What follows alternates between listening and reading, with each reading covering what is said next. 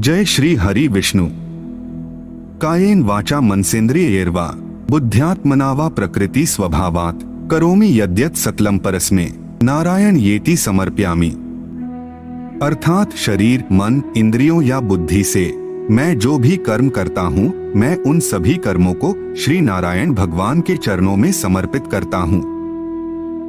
आप सभी दर्शकों का हमारे YouTube चैनल डिजिटल महात्मा पर हार्दिक अभिनंदन और स्वागत है। भगवान श्री वेद व्यास जी द्वारा रचित श्री गरुड़ महापुराण के दिव्य ज्ञान के माध्यम से अपनी पिछली प्रस्तुति में हम बता चुके हैं कि मृत शरीर अथवा शव को शमशान तक कैसे पहुंचाना चाहिए और परिजनों तथा संतान का क्या क्या कर्तव्य एवं दायित्व होना चाहिए। आज की इस प्रस्तुति में हम यह जानने का प्रयास करेंगे कि मनुष्य की मृत्यु होने के बाद आत्मा कितने दिन तक घर में रहती है, गरुड़ पुराण क्यों करते हैं और आत्मा कितने दिन बाद यम मार्ग पर चलने के लिए बल प्राप्त करती है। गरुड़देव ने श्री हरि विष्णु जी से पूछा कि हे भगवान, जब मृतक का दाह संस्कार हो जाता है तो उसकी आत्मा कहाँ रहती है और उसका क्या होता है और मृतक के लिए शोक कैसे करना चाहिए, यह ज्ञान मुझे देकर मेरा मार्गदर्शन करने की कृपा कीजिए।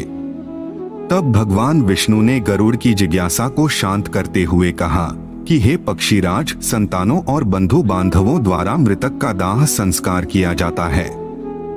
दाह संस्कार की क्रिया करने के उपरांत जब परिजन अपने घर को आ जाते हैं तो मृतक की आत्मा भी अपने परिवारी जनों के साथ घर में ही रहती है। इस समय सारा परिवार शोकाकुल रहता है और आत्मा उनको समझाने और शांत करने का प्रयास करती रहती है, लेकिन इस बात का एहसास किसी को भी नहीं होता क्योंकि आत्मा अत्यधिक सूक्ष्म होती है। उसे न तो कोई देख पाता है और न ही किसी को उसकी अनुभूति होती है। हे पक्षीराज, अब मैं तुम्हें मृतक के लिए शोक करने के बारे में बताता हूँ कि जब मृतक के दाह संस्कार के बाद सभी पुत्र, पौत्र आदि तथा सगोत्री परिजन घर आते हैं तो घर में 10 दिन तक अशौच कर्म का पालन करना चाहिए। मरण सूतक को ही अशौच कर्म कहते हैं। घर के सभी सदस्यों को जमीन पर ही सोना चाहिए। छार तथा नमक से रहित भोजन करना चाहिए। घर के किसी भी सदस्य को श्रृंगार नहीं करना चाहिए। शरीर पर तेल नहीं लगाना चाहिए। घर परिवार में किसी भी तरह का धार्मिक अनुष्ठान या पूजा पाठ नहीं होना चाहिए। इस काल में कोई नवीन वस्तु नहीं खरीदनी चाहिए। ब्रह्मचर्य व्रत का पालन करना चाहिए और शाकाहारी भोजन करना चाहिए। सभी को इस अशौच काल के अंतराल में दान एवं अध्ययन कर्म से दूर रहना चाहिए। दुख से मलिन, उत्साहहीन, अधोमुख, कातर एवं भोग विलास से भी दूर रहना चाहिए। यह अशौच तो विधि सम्मत समय और क्रिया आदि के द्वारा 10 दिन में समाप्त होता है, क्योंकि प्राणी इस काल में पिंडदान, अध्ययन और अन्य प्रकार के दान पुण्यादिक सत्कर्मों से दूर हो जाता है। सपिंडियों में मरण शौच 10 दिन का होता है। मृतक की आत्मा की मुक्ति के लिए संतानों द्वारा 10 दिन तक पिंडदान किया जाता है। मृतक के लिए जो संतान या भाई पहले दिन पिंडदान की क्रिया करता है उसे ही 10वें दिन तक प्रेत की अन्य समस्त क्रियाएं करनी चाहिए। चाहे चावल हो, चाहे सत्तू हो, चाहे शाक हो, पहले दिन जिससे पिंडदान करे उससे ही 10 दिन तक पिंडदान करना चाहिए। हे पक्षी श्रेष्ठ, इस प्रकार संतान द्वारा 10 दिनों तक जो पिंडदान किया जाता है वह प्रतिदिन 4 भागों में विभाजित हो जाता है। उसके प्रथम 2 भाग से अतिवाहक शरीर, तीसरे भाग से यमदूत और चौथे भाग से मृतक स्वयं तृप्त होता है। 9 दिन और रात्रि में वह शरीर अपने अंगों से युक्त हो जाता है। प्रथम दिन के पिंडदान से प्रेत के शिरोभाग का निर्माण होता है। दूसरे दिन के पिंडदान से उसके कान, नेत्र और नाक की उत्पत्ति होती है। तीसरे दिन के पिंडदान से क्रमशः कंठ, स्कंध, बाहु एवं वक्षस्थल, चौथे दिन के पिंडदान से नाभि, लिंग और गुदा भाग तथा 5वें दिन के पिंडदान से जानु, जंघा और पैर बनते हैं।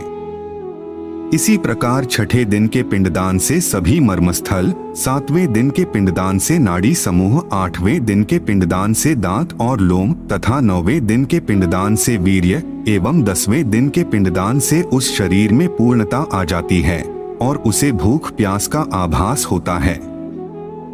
इस प्रकार 10 दिनों तक पिंडदान के बाद 11वें दिन घर की शुद्धि की जाती है। ऐसा करने से अशौच कर्म समाप्त हो जाता है।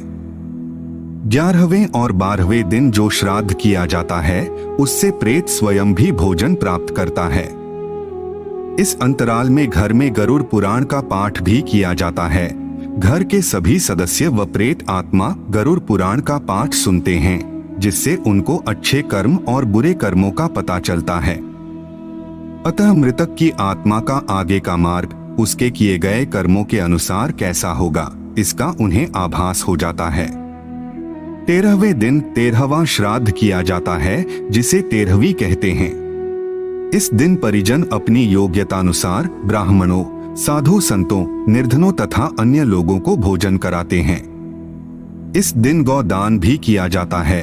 अन्न, दीप, जल, वस्त्र और अन्य जो कुछ भी वस्तुएं दान में दी जाती हैं, वे सभी सपिंडीकरण तक प्रेत शब्द के संबोधन से संकल्पित होने पर ही प्रेत को तृप्ति प्रदान करती हैं। इस प्रकार सभी क्रियाएं संपन्न होने के बाद आत्मा सभी परिवारजनों, संतानों और बंधु बांधवों को आशीर्वाद देकर शांत और प्रसन्नचित हो जाती है और सभी प्रकार के मोह बंधनों से मुक्त होकर यमदूतों के साथ यमलोक के यात्रा मार्ग पर निकल पड़ती है। तो यह थी व्यक्ति की मृत्यु होने के बाद आत्मा के घर में रहने, 10 दिनों के पिंडदान, गरुड़ पुराण के पाठ, 13वीं और आत्मा का यम मार्ग पर चलने के लिए बल प्राप्ति के बारे में एक छोटी सी जानकारी। हम आशा करते हैं कि आपको यह जानकारी अच्छी लगी होगी। अगर अच्छी लगी हो तो वीडियो को लाइक करें और हमारे चैनल को सब्सक्राइब करने का कष्ट करें। अगर आपने हमारा चैनल पहले से ही सब्सक्राइब कर रखा है तो इसके लिए हम हृदय की अनंत गहराइयों से आपका कोटि कोटि धन्यवाद करते हैं। गरुड़ ज्ञान के अगले भाग में हम आत्मा के यम मार्ग में जाने के बारे में जानकारी देने का प्रयास करेंगे। एक बार फिर से आपका बहुत बहुत धन्यवाद। जय हिंद, जय भारत।